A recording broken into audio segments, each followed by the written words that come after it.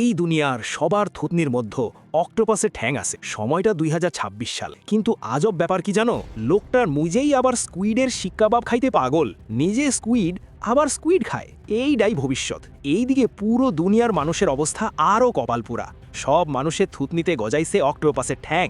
কথা বললে মনে হয় সুর নাচানাচি করতেছে। কারণ কি, বছরের পর বছর ধরে টানা বৃষ্টি, মাটি শুকায় না, কাপড় শুকায় না, মনও শুকায় না। এই ভেজা পরিবেশে এমন সব ব্যাকটেরিয়া জন্ম নিল যে মানুষজন এক্কেবারে কাহিল। তখন দুনিয়ার বড় বড় ডাক্তাররা গাঁজা খাইয়া ভ্যাকসিন বানাইল। অক্টোপাসের হাগু দিয়ে আর কি। উল্টা রিয়াকশন হয়ে গেল। যেখানে সবার দাড়ি ওঠার কথা, সেখানে অক্টোপাসে ঠ্যাং উঠল। কিন্তু এ জগতের মানুষরা সবাই সূর্যের আলো না পাইয়া তারা ভুইলেই গেছল যে তারা মানুষ।